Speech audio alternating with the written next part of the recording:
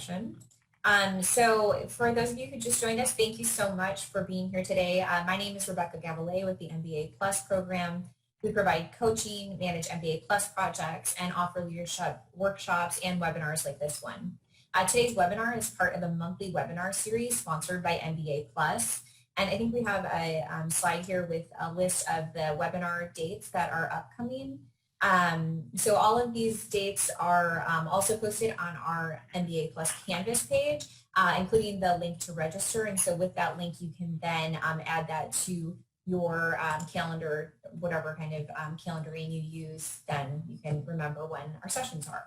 So recordings of all past webinars are posted on the Canvas page as well. Today's session is recorded, and while you're on Canvas, you can take some time to explore some of the other online content that we have, such as some different e-course modules and our new audio course, Plus Talks. And Allison has a great talk on that series as well, so you may want to check that out. This afternoon, you're going to receive a link to the recording that goes back to our Canvas page, as well as an evaluation survey about today's session. And your feedback is very critical to us for our future planning. So if you can take a few minutes to fill that out, that would be wonderful. As always, with the Zoom chat, please use that function to ask any questions that you have or comment on any of the topics discussed. And today we're pleased to welcome one of our wonderful MBA communication coaches, Allison Alford, as she presents communicating with a you attitude. So I'm going to turn it over to Allison for further introductions. All right. Thank you, Rebecca. I appreciate that. It looks like my laser pointer won't let me switch the slide. There we go. So I appreciate you having me here today. I think that everyone who's here is going to learn a lot about the you attitude. And so I'll start with a little bit about me. I am a professor, an assistant professor at Baylor University currently. I first got my bachelor's degree from Texas A&M in International Studies. Then I went to UT twice for my master's in communication studies and my PhD in communication studies. And I have been working with the MBA Plus program since 2016, and I also run my own coaching and consulting business called Good Talk Communication Consulting. So today, as we talk about the you attitude, there's just a little roadmap of where we're going. And we're going to start by just discovering what it is and what it means. But in the middle of today's webinar, we're going to have a chance to practice on your own. So whether you have a piece of paper near you or your laptop open where you can type something, we'll get a chance to practice using it. And then we'll talk about other ways that you can incorporate the you attitude into any form of communication. And lastly, how to use this with employers when you are pitching yourself. So let's go ahead and get started.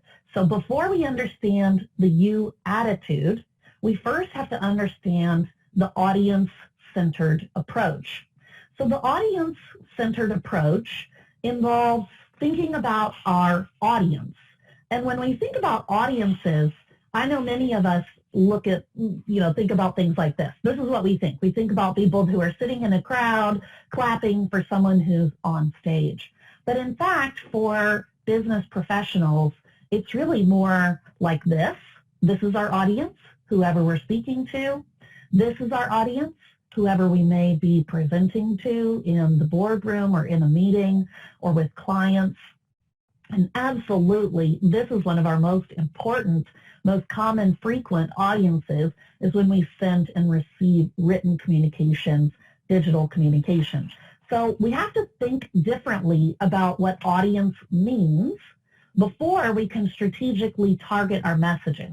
All right, so in anything where we're applying strategy, we have to know we might say opponent, but in this case, it's not our opponent, it's our partner, someone we want to work with so that we can achieve our goals together. And that means knowing who is in our audience. So Henry Ford said, if there's any one secret to success, it lies in the ability to get the other person's point of view and see things from that person's angle as well as from your own. So when we are thinking about how to get our message across and how to get the other person to work with us, we tend to think a lot about ourselves. What is it I want to get out of this? What is it my supervisor told me that I have to do? How am I going to get this money or get this client? but our secret to success is understanding the other person so that we can compel them to join us in this endeavor. So what we know about this, what we can consider this is a strategy. And that means that communicating does not just come naturally. It's not just whatever flows from our fingertips or whatever flows out of our mouths. Communication has to be something that we work on. It's a skill we can improve. And that's good news for those of us who may not feel like we're excellent communicators already. Some of us may not feel that that's our strength, that that's an area where we're great at. So I'm here to tell you the good news is that you can improve your communication skills by thinking about things like this. So let's get to it. What is the you attitude? Let's define it. We thought about who is in our audience, but now how are we going to get to them? Well, the you attitude, let's look at various definitions over the years. The first definition we have here is from Sigband. The you attitude means viewing the situation from the other's point of view. Another way to think of it is putting your readers and their problems first. And these are couched mostly for written communication you attitude right now. Another way to think of it is all the desirable qualities of communication are wrapped up in the you attitude. Consideration, courtesy, completeness, conciseness, and clearness. Okay, that's by Treese. And then lastly, we have Rodman saying the you attitude requires that writers first, for writers first to view a real-world situation from the reader's perspective, and then to show in the text of the document a sensitivity to the reader's perspective. So I think what we're getting here is that the essence of the you attitude is I'm going to give you what you want. That needs to come across in the way that we form our messages. So here's a great quote that I love, and I went digging for this quote because I was reading Dale Carnegie's book, How to Win Friends and Influence People, and then he attributed this quote to Harry Overstreet. So I went all the way back to his work, and he said, action springs out of what we fundamentally desire. Okay, so if we want to get other people to act, if we want to persuade them or compel them or invite them, then the best piece of advice which can be given to would-be persuaders, whether it's in business, in the home, in the school, or in politics, is first, arouse in the other person an eager want. He who can do this has the whole world with him. He who cannot walks a lonely way. And this applies to her as well. So what we have to think about is that we are inviting the other person to join us in working together to get things done. And I have heard some people say, you know, what is the difference if I'm sort of targeting this other person and getting in their mind and trying to get them to do what I want? What's the difference between the you attitude and manipulation? Well, manipulation is if we're trying to get the other person to do something only for our good, only for our benefit. The you attitude actually is trying to get the other person to work with us so that we both get what we want. All right, so a little bit more about the you attitude. This may be something that you haven't heard of. It may be kind of a new way of thinking about things, but it actually first appeared in a textbook, a business communication textbook in 1916 in Hotchkiss's Business English Principles and Practice. And so the you attitude has been discussed for more than 100 years, but of course it's discussed in a variety of ways. I do want you to know that the you attitude is theory-driven. It is not simply a platitude that's made up, but it actually has these theoretical bases that we could investigate further, and you could look into, or we could talk about in a coaching session, such as the politeness theory by Brown and Levinson, the theory of deference by Fraser and Nolan, and the ideas of tact by Leach. Now, you may not have known that there are communication theories about what might seem to be common sense communication methods, but actually there are about how to communicate with people and why we use politeness, deference, and tact in certain situations and perhaps not in others. And so the you attitude may have been around, but it's also called other-oriented language. So that's kind of a modern take on what we would call the you attitude. So you may have heard of this, but from other names. That is Cardin's 2020 term for the you attitude. So all in all, the you attitude is where we look at situations from their perspective. We try to emphasize in our communication what it is that they would want to know. And we respect the reader's intelligence and we protect the reader's ego. I'm going to tell you a quick story about emphasizing what the other person wants to know. Today, I showed up at someone's doorstep. My daughter's going to do some dog sitting for a neighbor, and they weren't answering their phone or their doorbell, even though they told us when to be there. And then she called me on the phone and said, "Oh, I'm so sorry. Are you on my doorstep? I just got out of the shower." She said, "I have to do this for my son. I have to do this later at noon. I have this going on later today." And I thought, so? My first reaction was, I'm standing in the rain on your doorstep. Can we talk about this right here? But she had all these other things to talk about. And so she wasn't emphasizing what I wanted to know, which is, when can I get in the house?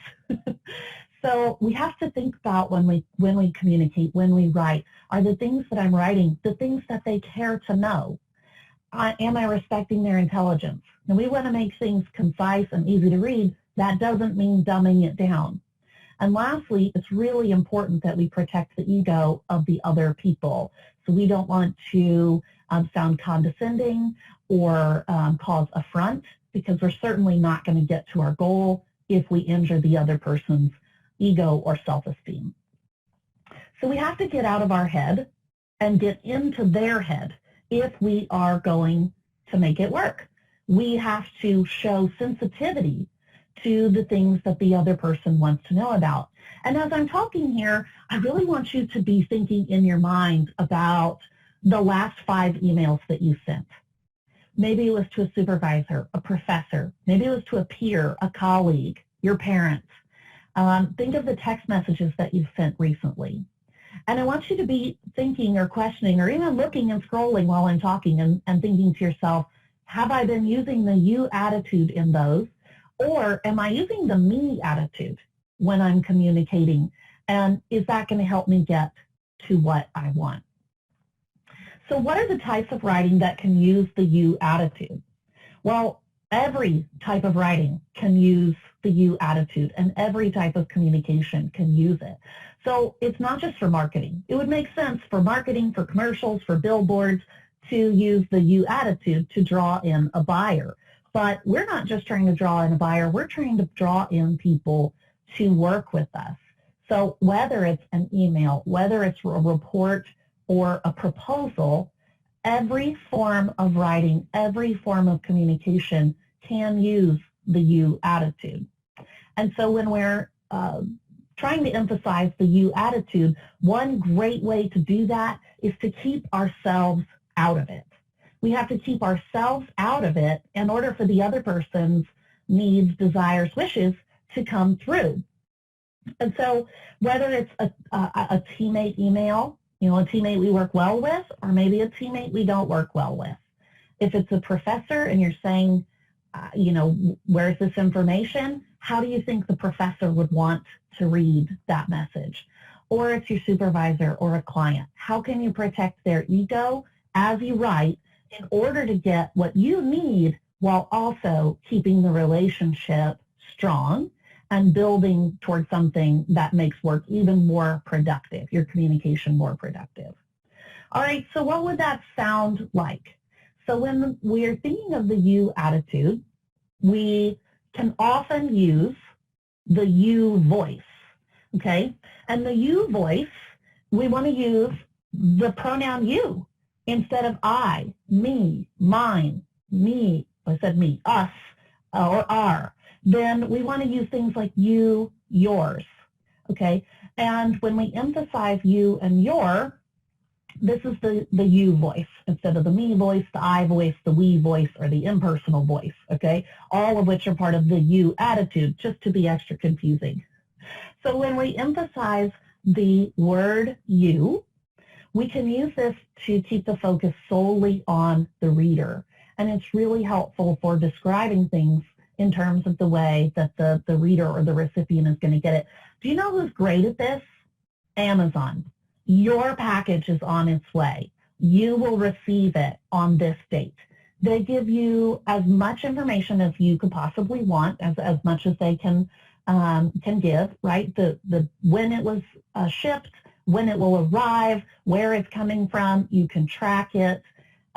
They give you, and then they send you these alerts to let you know where it is and when it will be there. I even sent my mom a little package from my Amazon account, and for some reason that one came with a picture of her front door so that I could see that the package was delivered. That's the you attitude. The you attitude is comforting to the reader because it's focused on what the reader cares about. So one effective way to use the word you is you might start sentences with you, such as you will receive regular updates about how to use PPL and related services to meet your family needs. So that sentence has you and your. Or you may be interested in Lisa's cash flow analysis. She found that a 20-week PPL policy would save over $900,000 over 5 years. So these examples start with the pronoun you. You don't always have to start with the pronoun you, but you definitely want to try to incorporate the pronoun you and really want to avoid talking about me or I. Okay, so who is ready to try that? Let's try a little bit of that. So we're going to go to practice exercise 1. So make sure you got a pen and paper or open a document somewhere you can jot something down. And I'm going to show you a few sentences. And as I show you these sentences, I want you to fix the sentences with the you attitude so that the message will be conveyed better. So the message will be conveyed in a way that focuses solely on the reader. Okay, let's go. Let's talk about the first one. All right, here it is. Sentence number 1, I want you to fix this sentence. I'm sorry for the delay. I'm sorry for the delay. Write down your fix. You're welcome to put it in the chat if you want to. We're going to get to some of these in just a minute, and I'm going to show you some good examples that I've come up with. I'm sorry for the delay. Okay, let's look at the next sentence. Let me get to the next sentence. Get rid of our laser pointer, bothering us. Here's something I've been working on. Here's something I've been working on. Rewrite this sentence. Here's something I've been working on. Writing this in a you attitude. All right, here's our third sentence. I think you'll like it. I think you'll like it. I love seeing these flow in through the chat. We've got a wide variety of ways that we can respond to this. We're putting the reader first. How is the reader going to read this and be interested in what he or she wants to know about it? Imagine you're receiving an attachment via email. What is it that you want to know about it? What is it that you would want to hear about this document? Okay, sentence 4, I put a lot of time into it. Isn't that something we often think about when we're finally done and ready to send off the proposal? You know, I've noticed that sometimes people price their houses that way when they're ready to sell their house. I put a lot of work into it. Here's the price. Pretty high. Okay? I put a lot of time into it. Let's look at the 5th sentence. You're writing down your fixes. I can't wait to hear back from you.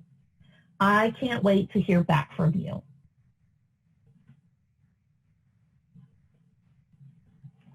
I can't wait to hear back from you. All right, so we're fixing these, and you can notice right away that 4 of these sentences start with the word I.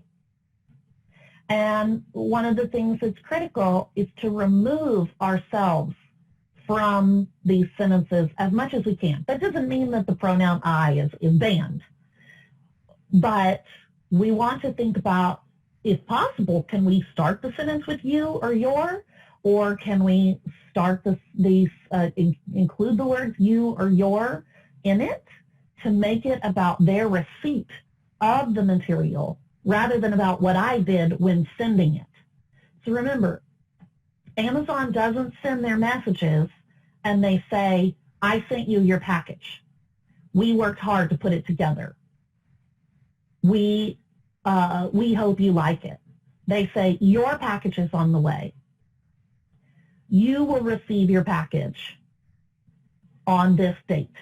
They specify. Okay, let's go to the next slide and see some of the fixes that I came up with. I'm really liking some of the things I'm seeing in the chat, so let's keep it going. Okay, so let's go to question or statement number 1. I'm sorry for the delay. I'm sorry for the delay. Here's what I wrote. Thanks for your patience while we refined this proposal with the requested changes. Now, you can shorten it if the second half isn't necessary, but here's what I know. Sometimes clients ask us for things, and they want it done right now. And what we feel like saying is, you're asking way too much of me, or there's no way that I could get it done, or we're feeling bad. We might feel badly that we can't get it to them right away. So we say, I'm sorry.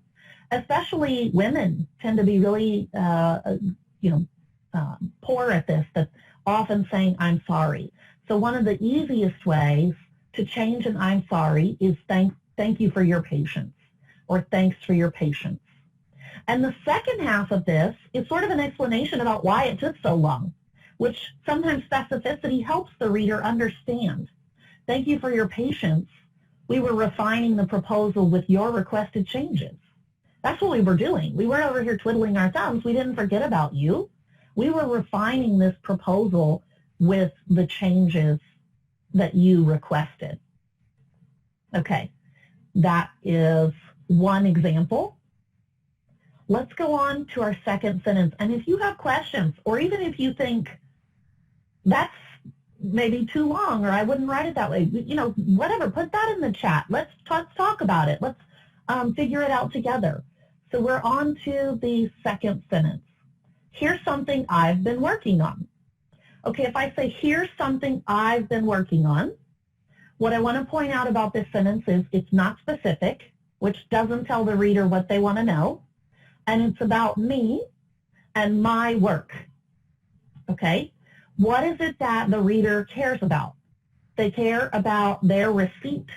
They're receiving this material, and they care to know what's inside. And so specificity, so using language other than here, here you go, and other than I is great. All right, so we might see enclosed, you will find a proposal on social media marketing for your next event. So instead of I attached it here, which is something we say a lot in emails, instead we're saying you will find. You will find is one of my favorite you attitudes, ways of communicating. So you will find, or you can find, or attached to this is your proposal. Now Zach brings up a great point in the chat about number 1, that he doesn't like it when somebody's assuming I'm being patient. It could feel very, presumptuous of the other person. And Zach, I think that's a valid point and a fair point.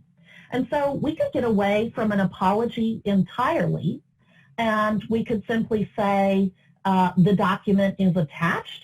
We continued to work on it, which is what caused the delay. You can acknowledge the delay. No sorry, no thank you for your patience. Others might start to feel like maybe lack of an acknowledgement isn't you attitude either. But what I want to say to Zach's point is that each of you have your own personal feeling about what feels right. And as a communication expert, what I would suggest is that we want to stay away from using I'm sorry or I apologize, except for things that are really valid enough to use those strong words on. Because if we use them for like, oh, I'm sorry about that. Oh, sorry, my dog barked in the background. Then we might minimize the impact of our sorries. And we want to say them so that when we do need them, they're action-packed. And so each of you have to tailor this to your own needs. But I would recommend saving our I'm sorries for when it really matters. Okay, so Zach says, you're delayed now and I'm sorry, that's frustrating. I apologize. Now, this is great, excellent. If I have caused a significant delay, then that might be a really important time to apologize. If, however, the client asked for something magical at the last minute that absolutely wasn't my fault, and it's delayed in the minds of the client but not actually delayed by me, then that might be a good time to avoid I'm sorry. Okay, so good one. All right, let's go on to number 3. Well, first I want to say about number 2, again, we used you. We used clarifying language like enclosed, which is nice, professional language, and we specified what it was, okay, a proposal on social media marketing. The way this sentence sounds, maybe this was an unexpected proposal, right? I just am sending them my proposal out of the blue. So I want to make sure it sounds really nice and professional so I have some credibility there. All right, let's look at number 3. I think you'll like it. I think you'll like it. Instead of what I think, I want to talk about what's in it that they've asked for. Okay, when they send the RFP, they send the request for proposals. This proposal covers X, Y, and Z as you requested or per the RFP. That is clear that I'm meeting their needs, and it's not about me. And so actually here I would pause to say words like I think, I hope, and I believe are not strong business writing words. Very rarely do we want to use I hope, I think, and I believe for 2 reasons. One, it's about you, or it's a me attitude rather than a you attitude. And second, the words think, hope, and believe they're too casual, and they have some emotion in them about how I am feeling about what I'm suggesting. And if we remove that, then we can keep it more on the business front. We can keep it concise. And if they reject it, it's not about me. It was about the proposal being rejected or the proposal needing edits. So we can keep the focus on the work. All right, let's look at number 4. I put a lot of time into it. Again, so me attitude here. How about instead talk about how comprehensive it is? It is comprehensive, covering X and Y. Maybe you even want to add on to that. You wouldn't use parentheses if you added this, but which you indicated were key needs, or which you indicated during our chat were key needs. So based on the information that you have, if you've spoken to the client, if you've spoken to the supervisor, you might want to refer specifically to that meeting because it indicates you were listening. You were listening in that meeting, showing that you were listening, and now you're addressing the things that were asked for. That is next level you attitude writing. That is optimized you attitude writing. So let's see number 5. Number 5 says, I can't wait to hear back from you. All right, so let's set a meeting to discuss this proposal, what works best for you. Okay, so here we go. When you say, I can't wait to hear back from you, first of all, you've made it about me. I can't wait. And second of all, you haven't set an action item for the other person. When we want to keep communication moving, we need to propose the next step. we need to end our persuasive appeals with calls to action. So it might be, click on this link to schedule our conversation. We might even say, you indicated next Wednesday was good for you. How about noon? Or this one is what works best for you. So you're asking them, but you've set the expectation that it will happen instead of simply leaving it open where you say, I can't wait to hear back from you. Okay, so Drew asks, do the same recommendations apply using we and are when we're referring to projects we worked on with a team? All right, so that's a great question. Now, when we're working with a team, we absolutely can use we and are. However, we're only going to use we and are as limited as we use I when we're using the you voice. So if I'm speaking to one client, I might say you or your. So it's comprehensive, covering X and Y that your stakeholders asked for, or that that you requested in the meeting, or that Mason Engineering requested in the meeting. So we can kind of refer to them as an entity. You, your covers an organization, or we could say your team. And then when we're discussing ourselves, it would be we, us, or our, but we want to limit the amount that we talk about the we. Now, that doesn't mean that we remove it totally. It means we're taking a back seat, and the reader who's getting this, the client, the supervisor, the teammate, they're in the front seat.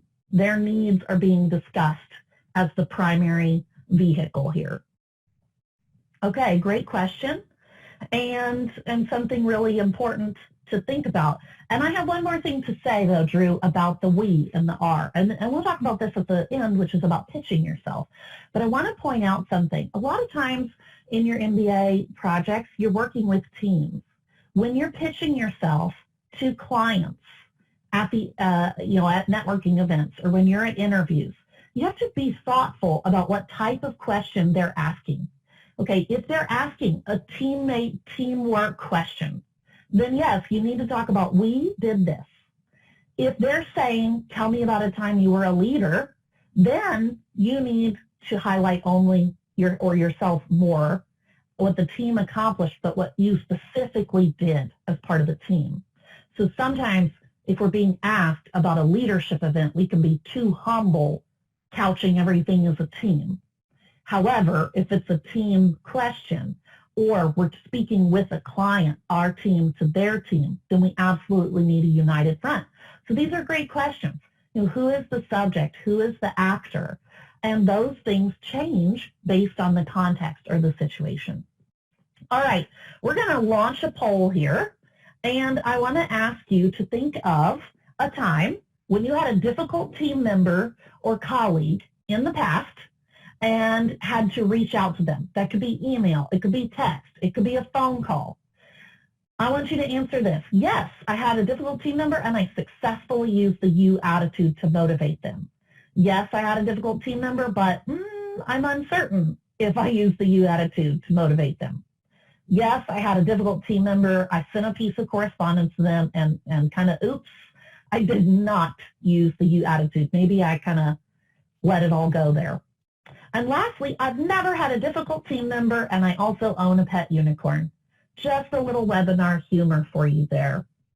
So we'll give you another few moments, and what you're answering here is A, I use the you attitude, B, I'm really uncertain if I've used the you attitude, I can't remember, or C, I definitely did not. I probably unloaded on them kind of like a shark, and maybe ate them up, and maybe you even know or acknowledge that that's an issue that you have, that it can be difficult for you to think with sensitivity about the other person.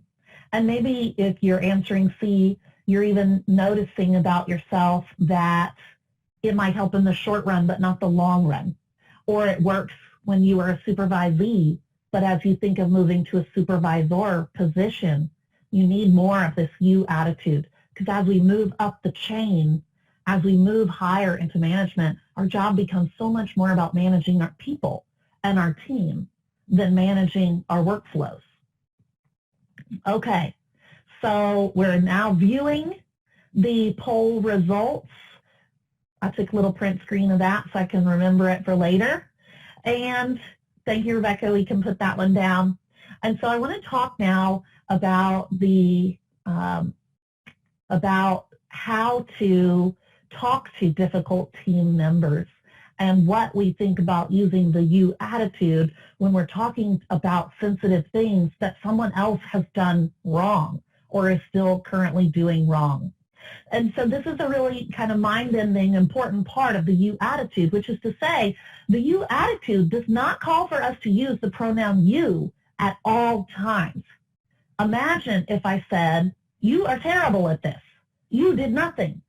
You are a barnacle on the boat of this team. That's a good insult. I think I'm going to write that down. A barnacle. Okay, that kind of you, using the pronoun you in those circumstances, is definitely not the you attitude. That's definitely not other-oriented language. So we're going into this second part thinking, how do I use the you attitude without using the pronoun you? What are the circumstances when I don't want to use the pronoun you? So we absolutely, the you attitude does not involve blaming and shaming. The you attitude does involve motivating and inviting. And lastly, if we just can't find a way to be motivating and inviting, and we're really finding trouble with blaming and shaming, then our goal is to stay neutral. Remember, the you attitude protects the ego of the other person. Damaging their ego, damaging a team member's self-esteem, a client, a supervisor's self-esteem, a professor, that's not going to help you in the long run. And the goal here is to work together so they get what they want. Their ego is protected, their self-esteem, they get respect, they get sensitivity, and you may get what you want, which is the product, the outcomes that you're looking for on the project, the speed at which you were interested in going. You're going to get something out of it too. Not everything that we get out of you attitude communication is tangible. Much of it is intangible, and it's about protecting that very tenuous relationship between the sender and the receiver of the communication. Okay, so let's look at these two ways that we can use the you attitude by using the we voice and the impersonal voice. All right, so sometimes we use the we voice when we're talking about shared efforts. This kind of speaks to what Drew is saying. If we're trying to get the team to work together better, we're trying to get team unity and cohesiveness, the we voice may work well. Nobody's doing anything wrong. We're just saying, we can do this. Let's go team. Okay, and then we also have the impersonal voice. This is when we're just there, the audience is expecting rational and neutral analysis, but it also works well for bad news or difficult situations. So if you look at the impersonal voice examples, there's no I, there's no you, there's no we. Now, typically, we prefer in business writing that you use active voice, which means there's an actor who acts upon something. However, when things are sticky, when they are difficult or challenging, it is much more appropriate for preserving the relationship to go with passive voice rather than saying, well, I have to use active voice, so you think. We want to stay away from active voice if it's not going to protect the you attitude or protect the reader's point of view. All right, so let us try this again. And these are on our exercise 2. These are some difficult ways of speaking to people. And I think they're much more tricky because the context in which we write them has so much to do with shared power and autonomy. Am I writing to a colleague? Am I writing to a supervisor? Am I writing to a client who has just gone crazy trying to ask for a bunch of things? So maybe as we go through this exercise, think of one relationship. Think of one relationship where you would be writing to a difficult team member, a difficult client, a difficult boss, and consider how you would write these sentences in that one relationship, because what I'm saying is it will change based on context. We're just going to give it a little practice today. All right, so sentence 1. You have not been contributing enough to the group. Now, I see the pronoun you. This is clearly not the you attitude. Fix this sentence. You have not been contributing enough to the group. All right, let's look at sentence 2. Your work is late. Your work is late. That's a common teammate issue or problem. Or the teammate issue or problem may be your work is not good enough.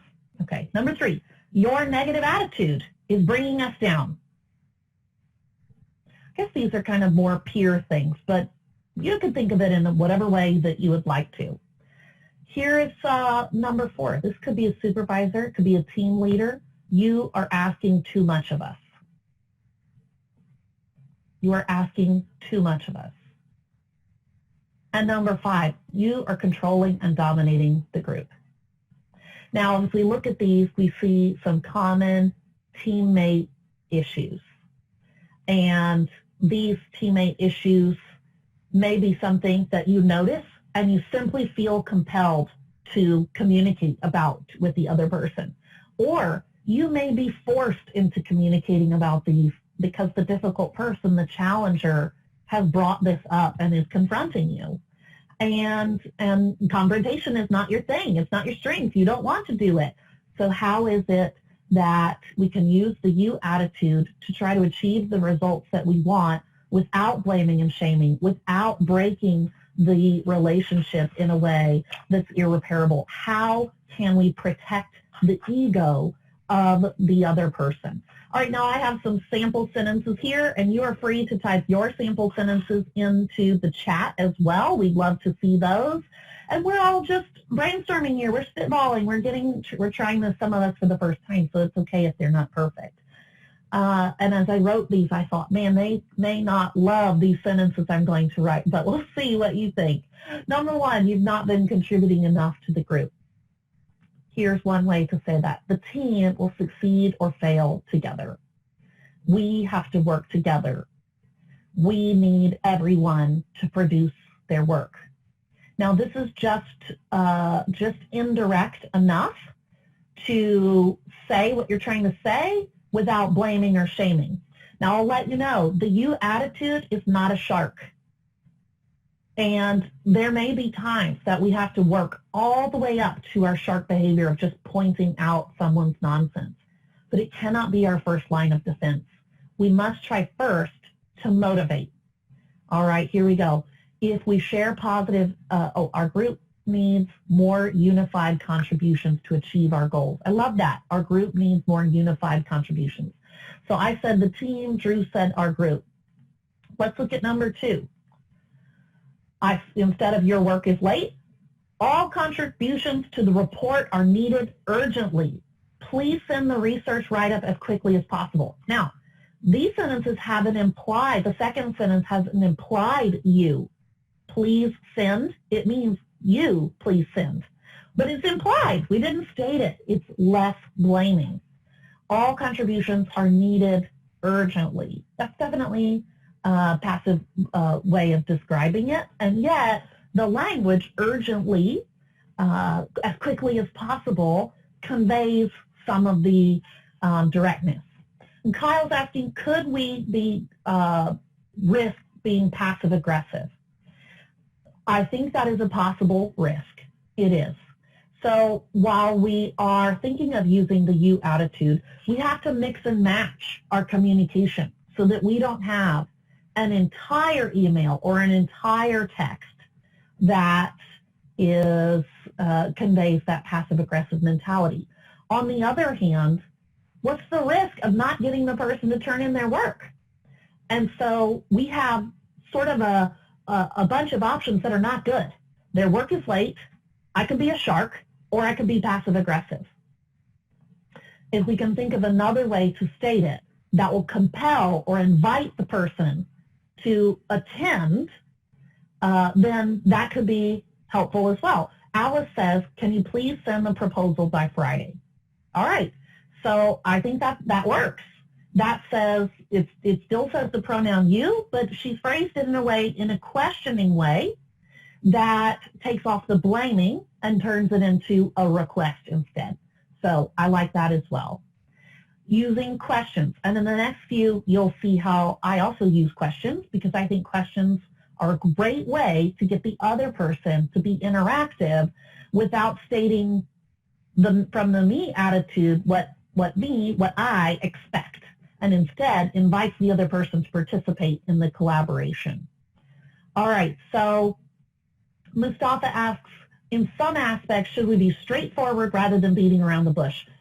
There may be those aspects, absolutely. My point in giving you these tools is to say, sometimes we should beat around the bush. Sometimes we should show sensitivity. In times of corona, in times of working full-time and doing MBA, we don't know what's going on. So could we start with a more sensitive approach and then work our way up to directness?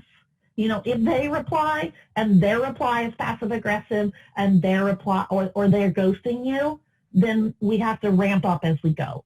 So we're kind of looking at the first line of defense here, how we can start by motivating teammates rather than pushing them away or punishing them from the very get-go, which can damage the whole team and can be a problem if that's happening in week one. All right, your negative attitude is bringing us down. Here we might say something like, collaboration is critical to our team's success. What are some ways that we can work together?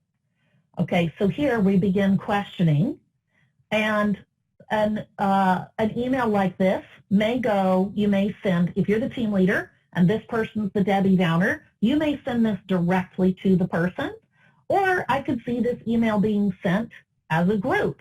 Collaboration is critical. What are some ways we can do to improve our workflow? All right, we could also, let's move on to number 4, which says you're asking too much of us. I could see this be to the team leader. And a lot of times the team leaders do ask a lot because the team leaders, you know this, sometimes the team leaders feel like they're doing everything. So then the team leaders are like, can you please do this? Can you do this? Can you do this? Can you do this? And then the teammates feel like, well, I'm getting asked a lot. So maybe we start with some praise. We have to use some other forms of communication. So when we're thinking about politeness theory, deference, and tact, okay, those are the 3 foundations of the you attitude. How can we allocate the work reasonably? So you're saying, how can we divide this up? Or maybe the client is asking me to add something at the last minute, and I don't want to say to the client, I can't do this, it won't be ready. Instead, I might say something in a more positive frame. Based on the scope of the work, that can be delivered to you next week. So, or even if you want to, I can deliver that to you next week. I am happy to deliver that to you. You could include I in there. Okay, so these are all just some ideas or options that I want you to consider. I urge you to think about your own style as we go forward. All right. And Anuja said, let's take this challenging time to remind ourselves to stay positive. We can do it. Now, I do love that. I love teammates and leaders or members of the group who cheer each other on because it's a great importance to have somebody who does that within a group. That's the social aspect of a group that's so important. All right, number 5, you are controlling and dominating the group. Maybe we could say instead, everyone on this team is creative and capable. What can we do to ensure a diversity of ideas? And a lot of times, if we use questions such as Alice brought up, we can invite the other person into the process. And then if we are able to talk about it more, then maybe, as Mustafa suggested, through this conversation, we can become more direct. We can become more direct and say, okay, you're saying these great things about diversity of ideas, but I'm not seeing it. What is a way that we can start that today? What can we do to allow others' ideas to permeate today? So maybe, we think of the sentences that I've put here as the on-ramp to a conversation that may lead to something more direct. Okay, so Terry says, I'm curious if I'm the one to be told by these 5 you sentences in a direct or challenging way, how would I address it in a graceful and professional way using the you, if you were to use the you attitude? Terry, that's a great question because we really want to be able to use the you attitude ourselves when we're responding. So if I am trying to be as open as possible to criticism, so accepting criticism and accepting positive, critiques and positive reinforcement or reframes.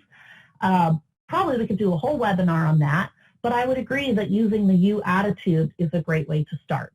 So if somebody sends me something and says there's a mistake, I usually start with, you're right, I'm going to fix that right away. Or you're right, you'll have the fixed report right away. Or even if I said with an I statement, I can see what you're talking about. Can we discuss it as a group at the next meeting?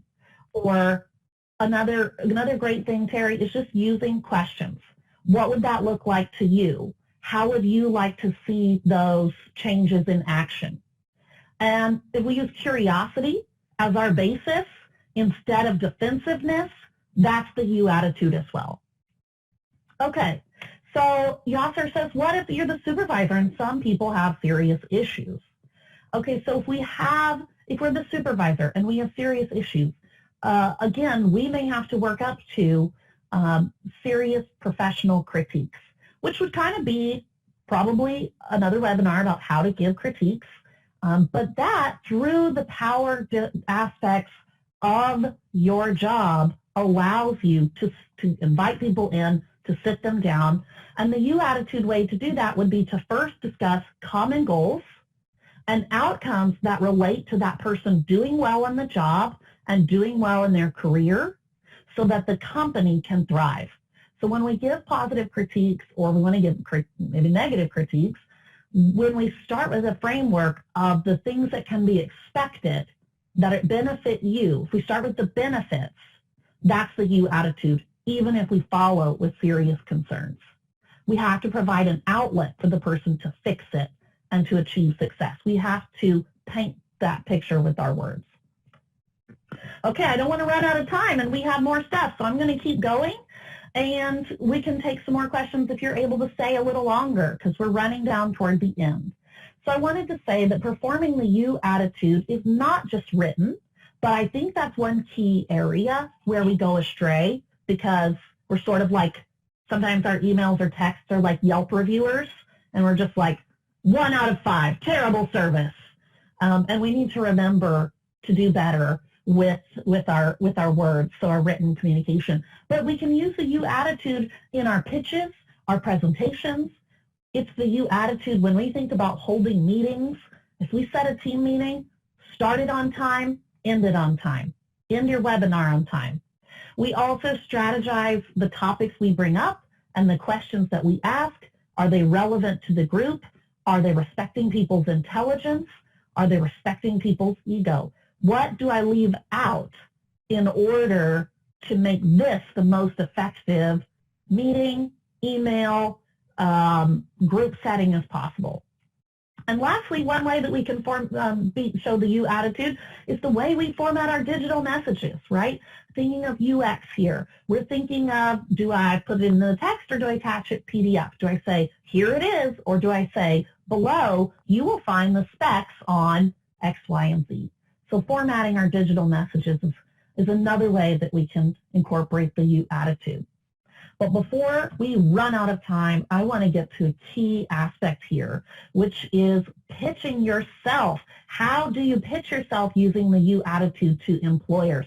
And this is another one that's a bit mind-bending, and so I wanted to make sure to go over it with you before we get out of here because I really think you can get a lot out of this.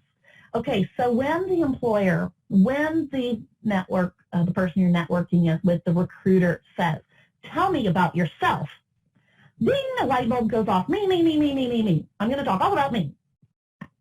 Tell me about yourself is code for tell me what you can do for me, for our organization, based on your past history of doing it. So tell me about yourself. Yes, involves talking about your past history, but always with the frame in mind that this past history is only relevant insofar as it helps the employer reach their goals. All right, so when we're thinking about interview questions, how do we incorporate the you attitude? Their interviews are all about me. Me, me, me, me, me, me, me, me, me, me. Okay, tell your STAR story, situation, task, action, result, and then bridge to the so what. What's important in interviews, in recruiting, in networking is always bringing it back around to what this means for the employer. Based on this, I can do X for you, or you have X project going on and this experience can help work on that. Or you mentioned in the job posting that you're looking for someone who can X, and this experience speaks to that. So it's always bringing it back around to what the employer was looking for. So when we think about our telling our STAR stories, remember, me, me, me, me, but always with the framework about helping them connect the dots. And then when we end our STAR story, we add this bridge sentence, this based on that, I can help you with this, or you're seeking someone who can work on X projects, and this experience will be able to help with that. So you switch from me to you at the end of every example, at the end of every STAR story. So that's just my little tip for you when pitching yourself and when thinking about how to speak with employers or recruiters. And the last thing I want to say about the you attitude is that it should permeate your communication. It is not only for writing, but that is where I urge you to use it right away. It can be used with clients, supervisors, colleagues, definitely your professors, and absolutely prospective employers. So I'm really grateful to have been asked to present this to you today, and I want you to know that you can find me for coaching or for further follow-up questions with my Gmail address on my MBA coach page or at goodtalkconsulting.com. If you have time, please stick around. I'd love to answer more questions. And this recording will be available later, and I'm really glad you were here. Thanks so much. Thank you so much, Allison. This is wonderful. And like Allison said, we will stay on for a few more minutes. If you have questions, you can feel free to go off mute or put them in the chat. And you will receive a link to today's recording as well as an evaluation for today's session. So if you can take a few minutes to fill that out, it's a new process we're working on. So instead of clicking the link, we're going to send it out via email, which is more common on webinars that we're seeing nowadays. And so hopefully that's going to be more convenient for you all.